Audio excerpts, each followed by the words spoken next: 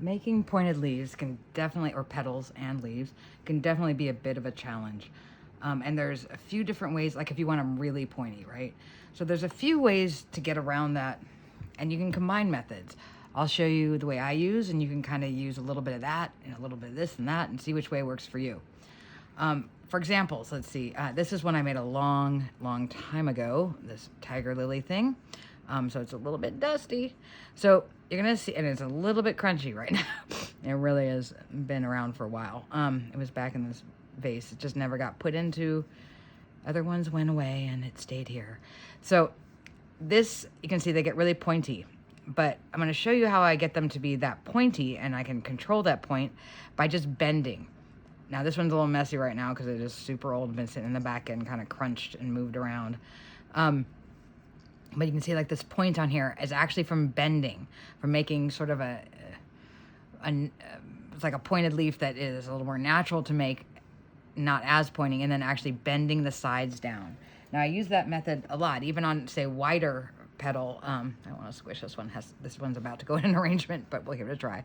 So I was making these lilies with this very wide petal that I wanted to get to a point, and those I kind of let go to a natural point, but their leaves, on the other hand, I don't know why I said it like that, I want it to be pointier, right? So these have the shape to them. I'm going to show you what I mean in a second. So this I didn't do quite as much. I kind of relied on the furling a little bit. But again, the shaping can help you with the pointiness, the shaping itself. Because I know there's like different methods, like adding an extra bead. I didn't want any I didn't want any extra space. I feel like I'm always saying that, but for me, and here's even one on a little guy. These are not even 15. I don't even know what size these are. These are vintage beads and very old. And you can see where I'm kind of doing this, and I wanted these to look a little bit, have more 3D shape to them. But again, I'm making them have the pointed shape by pinching them at the end. Now, I put that one goes over here. So even with these leaves, for example, these are the larger leaves for that. That's going to be in that lily arrangement. And you can see here, again, what I'm doing is I'm using that 3D thing, and I actually like the way it puts a little bit of a 3D edge on the leaf. So I'm actually into the actual bending itself to give it that sort of extra shape. And you can use that bending and actually kind of bring it to a sharper point. Like this one, let's flatten it again. Just regularly done, that's a tongue twister, would not be that pointy, right? It kind of is, but again, I'm kind of shaping as I go too here, but I can make it more pointy. Now I'm going to show you what I mean with a fresh one, with one we're going to make together real fast, and we'll do it in some. So like here again, see how it gets really pointy, and then you kind of see from the side I have a 3D shape to it. So I'm kind of using the wire itself to kind of sculpt the point instead of just having flat leaves, which I like having some 3D, because nature is 3D. Nature is not flat. Even when it looks flat, it's still 3D. So you can make that point. There's a little baby one, making that point again. You can see it from the side. It kind of bends in. But this gives you this sort of freedom to not worry about that angle stuff so much. I mean, I'm all for worrying about the angles and stuff, but... Okay, this is actually take 2, so I hope it blends in with the first part. Okay, I actually made a huge petal for you first, and I was like, that's going to take forever for you to watch.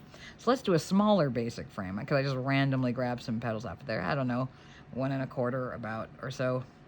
So let's start with that. That's kind of a standard size. It can give you any petal. And I am glad I chose to use these beads, because I bought a bunch of them, liking the description, and liking the picture. But when I got them in the tube, I was not super into the color, which is a little off for me. And so I was like, I thought I'd use it for this demonstration. I've got glue on my fingers. Ignore that. It's not skin, it's glue. Glue, there you go. And so I thought it would be a good time to use it. And in fact, I actually think I like it better now. Okay, so anyway, I'm an over twister because I get worried. So let's say we have about that amount, and the wire's a little bit kinked because I did undo the bigger one I just did. And we're going to do a round bottom and pointed top. So with the round bottom, again, we always kind of hit it at 90 degrees, hold that first bead to get that really round bottom, and bring it up. Now the first one, this kind of sets the tone, the first pass for the rest of the entire, experience. So you want to really get it nicely shaped, get this bottom, make sure this round bottom bead is underneath the bead coming down from the basic frame, from the center. And now, wow, it hit right on one of the kinks from the old leaf petal. I keep saying leaf. So normally I would pick, because the goal here is that we want to do a natural, as pointy as we can do without adding any extra spacer beads or having any extra gappage, right? So normally that's about one bead past for your first pass around your initial basic frame. We don't want to push it much further, or you'll have sliding on your center wire and it'll have like just gap wire, and that's fine. So we're gonna, oh, let me show you again. So we're hitting it at an angle. Don't worry what that angle is, just follow it. Basically follow, because we're gonna be able to fix these things. We're gonna bend the wire now. So we're gonna hit it there, we're gonna bring it around and kind of have it hit at this angle. Now the key here is once we get here, it looks a little mangled, sorry, because I'm doing it a few times. We want to fold it down in a V, in a natural V where there's no space in between. Now, unfortunately, there was a little kink right at the V from the old one, just coincidence. So there's like a natural V right here. See, I just fold it right down on top of that and bring it right down next to it. You don't need to worry what that angle's called. You don't need to worry about measuring it. You don't need to get out your protractor. Trust me. You don't need your protractor. So you're going to fold it right there. Now the trick here, getting that point, is that we want to push, when we get our beads loaded here, we're going to push them down onto that point so that this bead now from over here is being pushed and is lying right on top of the center wire. Right on top of that center basic frame. Again, this one's a little bit sideways. I wish I had just used new wire, but I just unwound the old one. So we want to bring it close. And I often will push this, like bow it in even to make sure it gets even closer, because I want it to be flush up against that one. Now the bottom, we're doing a round bottom, so I would even underestimate what you think you might do to keep it as tight as possible. Because once we're also going to bend after the fact, which means that we want it to be tight, because that way there'll be less sort of, I don't know, loose space for the wire. Okay, so that's our first pass. Now again, that all just depended on sight. I'm not worried about angles. I'm not worried about what, I'm just bringing this one up. I'm taking it one bead past the center wire and then folding it and folding it down. Now I have that pointy shape. Now that's not like a wildly pointy one. We're going to make it more pointy later. But my whole thing was I didn't want to use any spacer beads to make things pointier, because then I just saw like discontinuity between the petals, or the like rows, and I wanted it to be all bead. I wanted the petals to be all bead. So again, I'm pushing this right on in there. Make sure you get in there, pinching the bottom to keep it round, pushing it up, even bowing it in. Okay, so I get back up to the top now. I'm gonna lay it on here to keep this straight, and then right so that it lies on top. If anything, underestimate, don't overestimate. Meaning if it looks like it would be perfect at a half a bead, well then you have to decide whether to keep one on or throw one off. Go under, throw it off. Even if you go, that's not super pointy now. We're gonna fix that later. So right up top, because we're going to have it just hitting right there. Again, just look what the beads are doing. Don't worry about the measurements. You want this bead coming up, this one here, to rest right on top of the pointy one on the bottom. And then again, you're going to use that wire against itself. You're going to have that bead hit the wire, and I'm pulling it under here. So it's not even straight up right now. This is the center wire is being pulled sideways. So I'm going to pull it over and do it like a twist around so that it comes back out about this way. Doesn't matter what the angle is again, because I'm just going to fold it back so that it lines up perfectly, that the fold lines up perfectly to go right along those two things, so to follow along the new point. So I'm going to have that wire following along the new point. I'm going to push this in there, push my beads up so that the actual bead is on top of the center wire. Bringing down. Okay, wrapping around. Again, underestimate, make it tighter if you need to, because you can always bend it out again. You want to keep it tight, because right now you can see, and the main thing too is like I'm working it the whole time, right? I'm shaping it the whole time, because I'm going to keep, I'm making it make that point, right? So that's not like an extremely pointy one. That's a regular pointed, right? That's just ready to go. And we can manipulate it later. because there's only so much you can get. You're going to have to make compromises, right? So people have different ways they've made super pointy ones. Like put little spacer beads up here. And like I said, for me, that doesn't work because I didn't like the gappage, the space. Or they can just straight up like just make the beads go up here. But then the center bead wire will slide around the beads on the center wire because they're basically, you're not right next to it, holding it down. So I didn't want really either of those to happen. So instead, now again, we come up to the top. I'll finish that sentence in a second. But I'm looking here, and I'm going to, right there, I'm going to go, that's the one. I go, oh, wait, there's a little gap. Well, don't worry. Still do the one that rests right on top of the other one. Do the twist, bring it around over here, and then fold it back up. Now, what I meant by don't worry is shape that, push that down in there, and make it be super pointy. And then you don't have any extra space. So work the wire as you're making the petal. So I'm used to holding it there. Now, again, you can see we're getting even pointier because I did that little smush. I did that little smush in there. But the cool thing about that is I'm getting a really pointy wire, really pointy tip with no gappage, right? None on the center wire, none in between rows because I'm smushing them in and working them as I go and like making it have shape, right? So this one, I can even push that one down. Like, again, work the wire. And everyone's sitting here at me say, you're the boss, but you are the boss of the wire. I'm going to make a little t-shirt for everyone for that, bumper sticker at least. So I'm pushing that down in there. I'm making it make a point. So there's no sort of gappage there and it's smooth. So working the wire as we go. Now again, bowing it in almost so that it's actually lying straight flush against this. Underestimating a bit. Sure hope I'm in the frame of this. Oh my gosh. Underestimating a bit so that it stays tight. When I say that, I mean like maybe you think you should put an extra bead on there that's too tight. It's probably not. Again, experiment. So again, notice what I'm doing. I'm kind of keeping things flat. And now look at it. We already still have a nice point on the front, right? On the front, on the top. So I'm going to do one more pass and then I'm going to fill it out without the camera being on, so you don't have to watch me do it every time. So again, holding this bottom to keep that tight, bowing it even in, using the beads under my thumb to keep it smooth. And then pulling this up top. Now again, I'm going to look here and I want the one that just naturally would go right there. And even if it's a little bit less, if one and a half bead more would be better, you go under with the estimation. Bring it tight across. Let that bead collide into the other one, into the wire. Bring the working wire, I think that's what it is, around and fold it up. And push, see how I'm pushing it? I'm really, when I'm folding it, I will push it too to keep it tight, everything tight. Still working it as I go. Take this wire. I'm going to wiggle and jiggle it, push it back gently because I don't want it to like fall on the other side. Just gently enough so that it just pops on top of that center wire. See, it just pops on top, so there's no gappage now.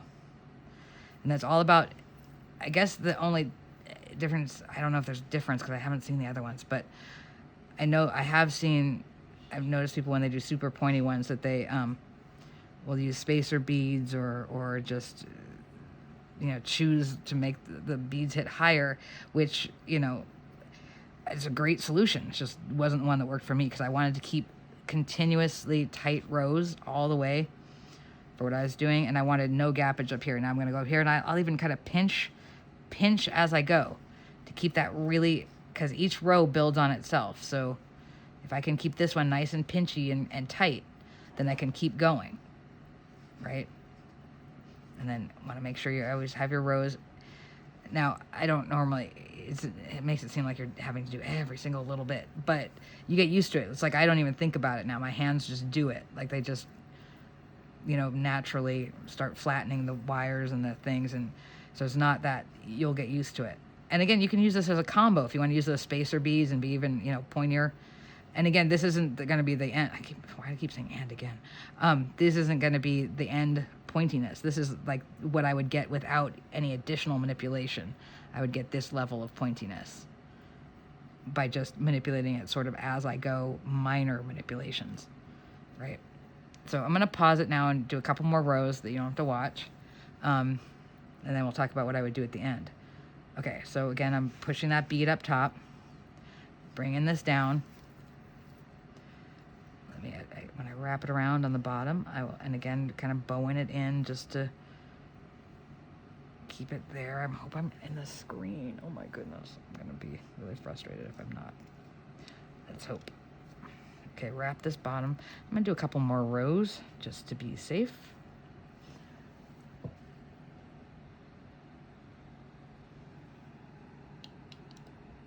Okay, to make sure it was recording. Okay, so I ended up doing about, this is a pretty big petal actually. Ended up doing 15 rows across, and because of that, I'm gonna have to lace it. And so I'm gonna cut off about a quarter of an inch for the top. I'm gonna leave 3 wires for this one. And then I do my tamping thing. Well, first, that's kind of a long front, but whatever, it'll get the job done. Uh-oh, I got a little broken bead in there from cleaning off another one. Okay, so we want to just bend the top down to prevent as much snagging as possible.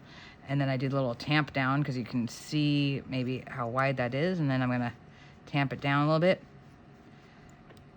So we got this one. So before I do the final shaping, I just wanted to show it to you. I am going to lace it. So again, to get the shaping, a lot of times, why do I keep saying again? Like I'm saying the same things over. Right at the bottom of the basic frame center wire, I push out, and right at the top wire bead, I push out too. Gives us a little natural curvature to it. And so I'm going to lace it, and then I'll show you. So that's pretty pointy, but we can go pointier with this. That's as naturally pointy as it will get by just really making sure that we're like stacking each bead on top of each other and just following the natural flow. Not worrying about angles or anything, but hitting it right at the top with that initial start of being 1 bead past the basic frame and then the center wire and then coming back down. So I'm going to lace it, not on video. Who wants to watch that? And then show you what I would do to make it even pointier. Okay, so I got it laced now. And you'll see it already has a little curvature to it because, again, we want our petals to have curvature. I don't know of any flower where the petals go like straight flat out, right? So they might curve up or they might curve down. And maybe there are, I don't know. But so I made like kind of a bigger one here. So this is 7 row and about, I don't know, 1.5 inch basic frame. So that's a big guy. Now I'm wondering what I can make with this thing. I'm going to make a bigger flower. I'm kind of liking this color. Now, here's what we want to do. It has a pretty good natural point on it already. And notice we don't have very much gappage with this. And we can shape it. I don't know if gappage is really a word. It seems like I'm using it all the time. Now, here's the deal, though. A while ago, I started realizing that, I wanted it to be smooth like this and having, all the rows being right next to each other and still being really pointy. So, I started doing them, like I said, like with this. Where'd my lily go? My really old tiger lily. So I started realizing that I could, wow, it looks so dusty. Sorry about that. So I started realizing that I could put the extra point on them and actually give them kind of this cool dimension to them too. And I like that sort of edge to it. So, and that one's pretty far gone on the damaged thing, so it still looks okay. But here's one that was more recently made that I haven't even stuck on. It's just a leaf. Where again, I want it to have, it starts flat and it starts just basically the same as that one, but then I want it to have more. So I'm going to pinch it. So I can do that with this too. I'm basically pinching it on the top, and any method that gets you the shape you want is fair game in my eyes. And so, it's all about the shaping because it's all about making it look natural for me, at least. That's my goal. And so if I were to take this one, I would start at the top, and you can bend it back too. So just play with it. And if it's tightly done, then you have, it will, and especially if it's big like this, you got to lace it. So I lace it straight across the middle with some 34 gauge, and you can, it's, on this side you can see it, but you can't really see it on this side. Some 34 gauge stainless steel wire. And then, so I'm going to start by taking like these two and then just pinching it and bending these down and shaping back from there, gently from there. So I put my initial point right on that one. So now I can make it even pointier looking right? Now we have it even pointier looking. And you go, I don't want that. But I actually like this little side thing because I feel like that looks more like a petal to me. And you can even like kind of put the furrow down the middle, you know, play with it a bit, you know, shape it and have it make that point. If you still want it to be pointier than what you've already done by just following the natural flow of the stacking of the beads, basically. So you can point this one down in the front. And again, you're pinching these down so that they bend underneath here. You can see they kind of fold underneath. So it's kind of a weird way to do it, but I think it actually makes the petals look pretty cool. So I'm going to have this one because I'm trying to already figure out what I'm going to make with this thing because I would just throw it into my odds and ends bin, but I kind of like this color now. So that's just another way to get a little bit more. So the main thing about this is a very unforgiving bead though because of the luster on it. You can see the furrows a lot easier. So you can always straighten them out again if it starts getting too bumpy. But I guess the thing is combine techniques, but remember that you can shape as you go and you can even shape at the end and make it pointy. Bend that thing under. My thumb and forefinger aren't great right now, so you're getting kind of a messier job than you would normally get from me. So you can shape and make that into a point. Now, I was showing this kind of shape as you go and shape afterwards technique to someone else who had a specific question about a smaller flower. And so I made a video some months ago with doing this with a smaller flower. And so I'm going to tack that on the end here because the bigger one also that, you know, that, so, but there we can even get the little, see, I would like this. I would leave it like this. See, it has a little kind of perfect little shear to it. And even from the side, there's not really much bulk left to it.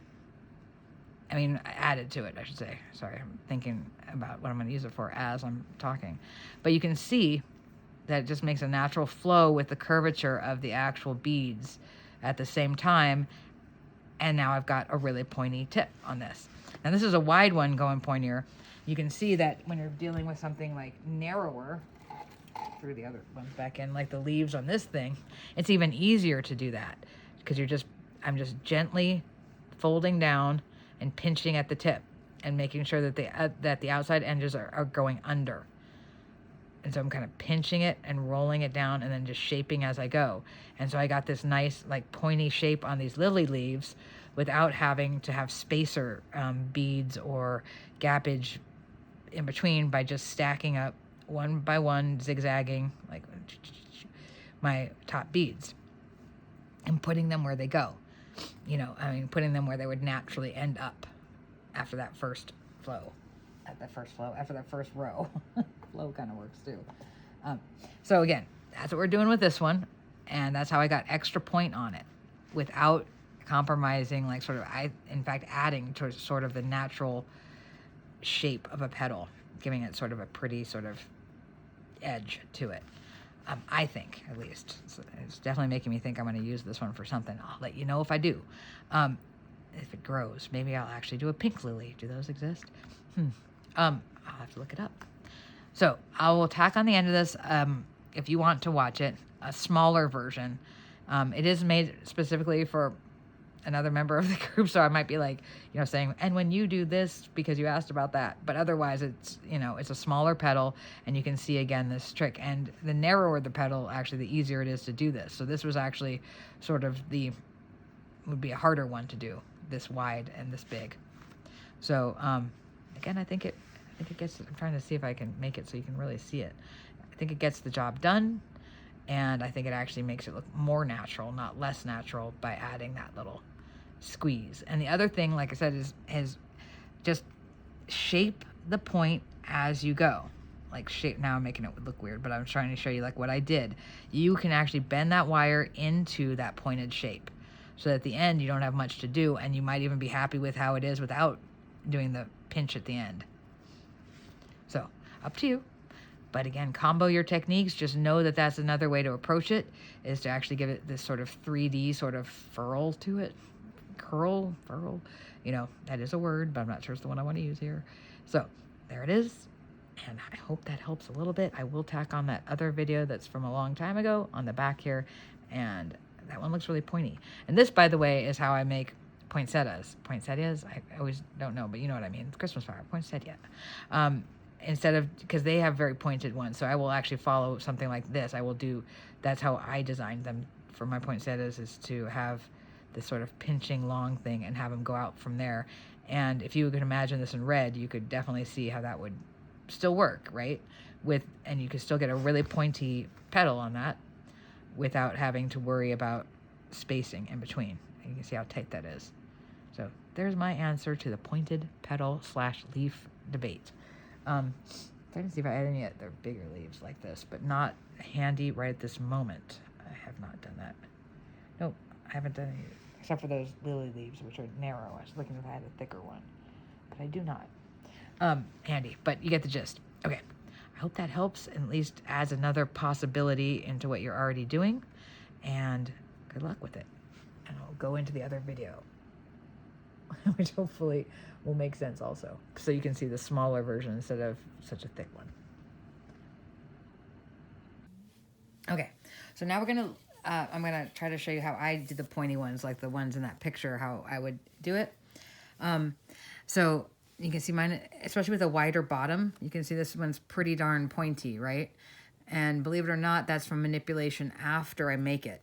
To get that extra point on it. And I like the way it ends up looking. It gives it a little bit of a natural flow to it. So I actually like it better than if I tried to make it all flat. Because I feel like it looks more like a petal that way. You can see kind of a furrow down the middle there. Okay, so how do we do that? I'm going to do a 6 bead. I can't remember what yours was that you made, but I think a 6 bead makes this size with a 7 row basic on a 6 bead. Which is about that size. So let's tie this one off. I'm going to give myself a little extra room because I'm going to do the pointy thing. So I'm going to give extra room up top and give a lot of twisting. Though I'm only doing a flat bottom, a round bottom, so I'm not going to need that much space. So, okay, so now we're going to flatten out our wire. And we are doing a flat bottom, a round bottom. So I'm going to do that again. I normally hold, like the opposite of what I did for the last petal for the flat top. I hold this and artificially make it sort of bow out there. Now again, not expecting too much of this. Now I'm going to stretch this one out pretty long, but not so long that I would need an extra bead. So maybe just like 1.5 past the basic frame, or almost 2. So that might even be too long, especially for pushing it down here, and I don't want to have more. No, that's good. Okay, so again, so I turn, and with my wrist, I turn both at the same time, and I want to do that sort of angle on it. See how we have that kind of angle with it? Now, next thing we're going to do, I'm going to push this back so that it goes all the way back up into that. So I'm pushing it back on top of the working wire, on top of the top wire there. I'm going to pull that around, and I'm going to tie this off on the bottom, and I'm going to hit it really round. Now, sometimes it looks like you're going to get, like it would be perfect, would be in between leaving one off or doing there. Like half a bead would be great. It's kind of hard with this one. So now that's one of the things that still gets me is like how many beads sometimes, especially with 11s, one more or one less, it should be in between the two, right? Like a half size. So now I pull this one up, and now I'm going to do again. I'm going to go as far up as possible. I'm going to do it straight across, and then kind of pinch it around, and then bring this one along here, and then just keep going up kind of past where we're doing. So that's there. Then right about 1 bead on top, 1 bead length on top. Twist it again at that angle, which I guess is kind of 45, but again, don't get hung up by the actual measurement, just actually, then push this back. I know they do in the books. Push that back on there so it goes on top. See how I'm holding it here like this? This is how you have to find your own grip, but I hold it here so I pull, and then I push on the actual beads. You can actually see how hard I push because there's lots of white there, right? So that I'm getting a lot of tension, so there's no space in between beads. Bring this back around, tie it off. Okay, and then I always kind of err on the tighter side, even if it bows up a little bit, because when you bend and manipulate later, that actually makes more space. So you will bow out, or things will like get gappy if you're going to manipulate later. So then, let me see. Hang on, I'm going to check something. Did you get my text? What? Check your text. Sorry, I'm telling my husband to check. He was in the back of the house, so I sent him a text. But it just... So, anyhow, sorry for that interruption. Now, so bring this back up around. And again, see how I have it right up there, and it's landing right on top, pulling it up so it hits like that, and then turn it, then fold it. You're basically folding it. But when you fold it, push this, get some, again, you're gonna wanna get, that's why people's wrists get so tired, is because you're just pushing and pulling all the time. So now it's pretty pointy, right? It's not as pointy as the one I showed you, but it's pretty darn pointy. But I can make it pointier after the fact. So I'm going to get this tight in here too. And again, you err on the side of as tight as possible. And you can like kind of tuck that one under and see how it already is bowing out, which makes me think I want to cut that bead off. Because it's going to get tight right there, and I can see it kind of cups. But the thing is, I know with what I'm about to do, because I'm going to kind of manipulate it, I'd rather it be tight than loose. Because with how I'm going to bend things later, it's going to create gappage if it's too loose, or if it's loose at all. So now I have this situation going on, and there is a little bowing to it, and I can see that because I did make my rows tighter. So there's like a little bit, I don't know if I can even show it on here, but there's a little bit, you can see that it's just like pulling here. They're not like flat, but I can make them flat, so that's okay. In fact, if I bend them any direction, even just slightly, it'll make them flat again. So don't be scared of making your rows too tight. People have lots of gappage because that's easier, but I think it, personally, aesthetically, I like them to be tight rows. So now I got that done. So once I have that done, which is your basic sort of pointy top, round bottom, nothing too special, not super pointy. See, this was the same thing I made here, but you see the difference, right? This is what I mean. You can see the difference between the two tops. If I hold it at the right angle, you could at least. You can kind of see the two differences. So I'm going to cut this off, and I'm going to show you what I do. And then fold this over. Always do the half turn first so that it doesn't snag on things and get pulled up later, and then tuck it under. Okay, so believe it or not, you can use vinyl top things and pinch them, but I'll be 100% honest here, biting it's better. Yeah, you heard what I said. Biting it. I'm not going to show you me biting it, but just on the very tip. Yes, I just bit the beads. But look what the shape is now. The reason why that's better is because it's just more accurate than the noodle. And I like to kind of bite them so that the outside rows bow under, and I just did the opposite. But then they're looser, and I can just flip it under. So I just turned it. Now you can see we're really pointy. And you can make it pointier in whichever direction you want to go. Remember, it's wire. You're the boss. You can even do it with your hands, but if you want to get a real, and then if you don't like the way that the rows are, squish those around too. If there's a row that looks like it's too spaced out, push it closer. Pull one out closer to it. Now again, I undid the biting. I just bit one off. Don't bite one off. That literally never happened before that I've actually bitten a bead. That's hilarious. So when I end up biting them gently, I literally just broke a bead, which is funny because I've probably bitten them 1,000 times. By the time I videotape it, I bite when it breaks. And then so it looks like this. Just gently tamp it down. Don't like chomp on it. But again, it's just more accurate, believe it or not, than these pliers can't really get a hold of it as easily. But you can try. I mean, they do their job too. It's not bad, I guess. So you can actually, yeah, see, those did well. Okay, take away the whole biting thing. Well, I don't, because it's still kind of a good tool. So I can actually shape it to be that pointy shape right there. See, I can make it that shape. And the thing is, like I said, then you'll see a little rivulet down here, but that actually makes it look more like a petal. So I feel like it's better than artificially making them. You can like bow it down, so now it's like shaped. So you can see this shape. And you see how it gets super pointy? And then you can look at it this way and you'll see it kind of has a shape to it, like a actual petal shape. Like there's like a furrow in it, like a real live petal, which is really cool. And you can flatten them too if you don't want that. After you do the pointiness, you hold the pointiness and you flatten this down if you want to. You pull it out, still have it be pointy. However you want to do it. I like a little bow to my petals always. So that's it. Shape it, pinch it, squish it, get it as, you know, as far as you can, and then squish the heck out of it. Bite it if you need to. Don't bite it so hard you break a bead. It was easy to get out though. It was pretty noticeable.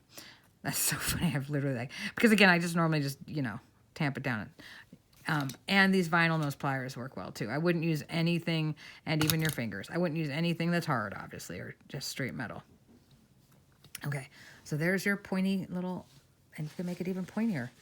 There's your pointy little petal. Remember, make the wire work for you. And actually it gives it a more natural shape in the long run. That's a pretty little pointy petal. Wow, that was funny. Pretty little pointy petal. Okay, I think now is the time to go and take a break for the evening. But I'm trying to hold it so you can see it. But I think you get the gist. Okay, hope that helps.